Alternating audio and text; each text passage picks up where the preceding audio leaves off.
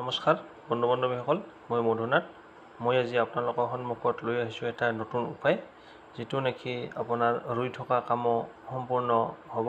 এই উপায়েৰে আপোনাৰ এই কামটো কৰিবলৈ বিশ্বাস আৰু ধৈৰ্য লাগিব। আপোনাৰ যদি বিশ্বাস আছে তেনেহ'লে কামটো কৰিব, আৰু যদি বিশ্বাস নাই এনেই আপুনি টাইম পাছ কৰি লাভ নাই। ঠিক আছে, আপোনাৰ যদি বিশ্বাস আছে ভিডিঅ'টো চাওক, আৰু যদি বিশ্বাস নাই তেনেহ'লে এতিয়াই স্কিপ কৰিব পাৰে, কোনো কথা নাই। আপোনাৰ যদি বিশ্বাস আছে তেতিয়াহ'লে আপোনাৰ সমস্যাটো দূৰ কৰিবলৈ আপুনি কি কৰিব লাগে মই আপোনাক কৈ আছোঁ। আপুনি সেইমতে কামটো কৰক, আপোনাৰ সমস্যা দূৰ হৈ যাব। ঠিক আছে, এই কামটো হৈছে ৰাতি 11:11 ৰাতি, যেতিয়া আপোনাৰ 11টা বাজিব, 11:11 হ'ব তেতিয়া। ঠিক আছে, এতিয়া দেখা পাইছে। ধন্যবাদ হনুমানজী, আপোনাৰ আশীৰ্বাদত মোৰ আৰ্থিক সমস্যাটো দূৰ হৈছে। মই বহুত সুখী। মধুনাথ 9/8/2024। ওম অন্তিৰক্ষায় নমঃ। কামটো কৰিবলৈ আপুনি যিহেতু এইখিনি কথা 11:11 ক'ব লাগিব, আপুনি কৰিব কি 11:11 হোৱাৰ আগত, মানে 5 মিনিটমান আগত আপুনি এই বস্তুখিনি এখন বগা কাগজ ল'ব। বগা কাগজত আপুনি লিখি ল'ব, মানে 11:11 হোৱাৰ আগতে লিখি ল'ব। 5 মিনিটমান বা 10 মিনিটমান আগতে এইখিনি লিখি ল'ব। লিখাটোতো অলপ সময় লাগিব না, লিখি ল'ব। বগা কাগজ ল'লে, এডাল কলম ল'লে, কলমডাল কিন্তু ক'লা হ'ব নালাগিব। নীলা, ৰঙা, সেউজীয়া যিকোনো ল'ব পাৰে, কিন্তু ক'লাটো ল'ব নোৱাৰিব। ঠিক আছে, আপুনি এটা কাম কৰিব, এখন বগা কাগজ ল'লে, এডাল কলম ল'লে, ক'লাৰ বাহিৰে যিকোনো কলম ল'ব পাৰে। এনেকৈ লিখিলে ধন্যবাদ। মই ইয়াত হনুমানজী দিছোঁ। আপোনাৰ নিজ ইচ্ছা, যি ইচ্ছা, আপুনি যিটো দেৱতা আপোনাৰ প্ৰিয় হয়, মই হনুমানজী দিছোঁ। আপুনি মহাদেৱ, শিৱ, পাৰ্বতী, যি ইচ্ছা, মানে দুৰ্গা, কালী, কৃষ্ণ, যি ইচ্ছা হয় সেইটো আপোনাৰ প্ৰিয় দেৱতা হিচাপে আপুনি তাত লিখিব পাৰে। লিখিব, আপোনাৰ আশীৰ্বাদত মোৰ আৰ্থিক সমস্যাটো দূৰ হৈছে। মই ইয়াত আৰ্থিক সমস্যা বুলি লিখিছোঁ উদাহৰণস্বৰূপে।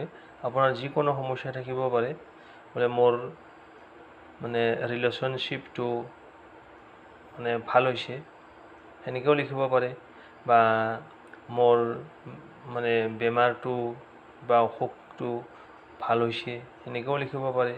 আপোনাৰ সমস্যা যিটো, সেই সমস্যাটো আপুনি লিখিব। একেলগে লিখিব আপোনাৰ আশীৰ্বাদত, এইটো দেৱতা হিচাপে আপোনাৰ প্ৰিয় হিচাপে লিখি দিব। আৰু এতিয়া আপোনাৰ আশীৰ্বাদত লিখিলে, এতিয়া আপোনাৰ এতিয়া লিখিব পাৰে মই দিছোঁ ইয়াতে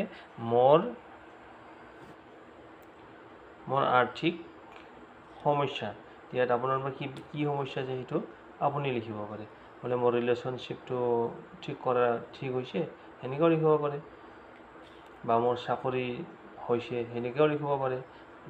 মানে যিটো কাম এতিয়ালৈকে হোৱা নাই, কিন্তু ইয়াত মানে হোৱা বুলি লিখিব লাগিব।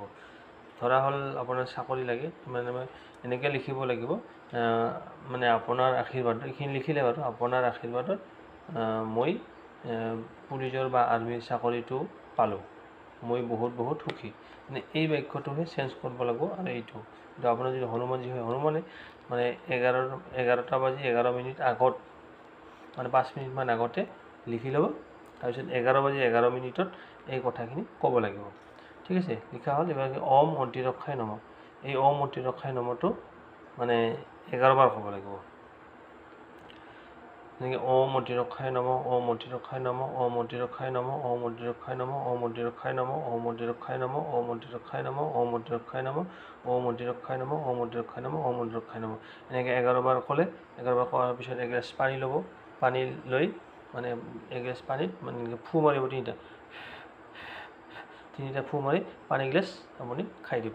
খাই দি আপুনি আৰামছে মানে শুই যাব। আৰু আপুনি এনেকুৱা অনুভৱ কৰিব যে ইয়াত যেনেকৈ লিখিছে মই বহুত সুখী, যে লিখাৰ পিছত আপুনি মানে সুখী অনুভৱটো কৰিব লাগিব। বোলে মই বহুত সুখী, মোৰ চাকৰিটো হৈ গ'ল, বা মোৰ আৰ্থিক সমস্যা দূৰ হৈ গৈছে, মই বহুত সুখী, বা মোৰ ৰিলেশ্যনশ্বিপটো ঠিক ঠাক হৈ গৈছে, মই এতিয়া বহুত সুখী যিহেতু লিখিছে ইয়াত মানে আপুনি সুখী অনুভৱটো কৰিব লাগিব।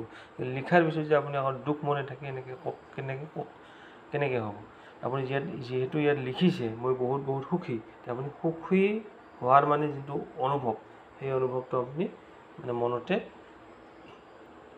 মানে ফুটাই উঠিব লাগিব। ঠিক আছে, এনেকৈ আপুনি 11 দিন ৰেগুলাৰ লিখক, আপোনাৰ দেখিব 11 দিনৰ ভিতৰত আপোনাৰ ৰিজাল্টটো পাই যাব। আৰু চাকৰিৰ ক্ষেত্ৰত হয়, চাকৰিটো আৰু 11 দিনত চাকৰি নহয়, আপোনাৰ ধৰক 11 মাহ লাগিব পাৰে। ঠিক আছে, এইখিনি আপোনাৰ ধৈৰ্য আৰু বিশ্বাস সহকাৰে লিখক, আপোনাৰ মনোকামনা পূৰ্ণ হওক। যদি আপোনাৰ ভিডিঅ'টো চাই ভাল লাগিলে তেনেহ'লে লাইক কৰিব, আৰু যদি আপুনি চেনেলটো নতুনকৈ আহিছে তেনেহ'লে ছাবস্ক্ৰাইব কৰিব, আৰু আপোনাৰ উপকাৰৰ লগতে বন্ধু বান্ধৱীৰ উপকাৰ হোৱাকৈ ভিডিঅ'টো শ্বেয়াৰ কৰি দিব। ধন্যবাদ।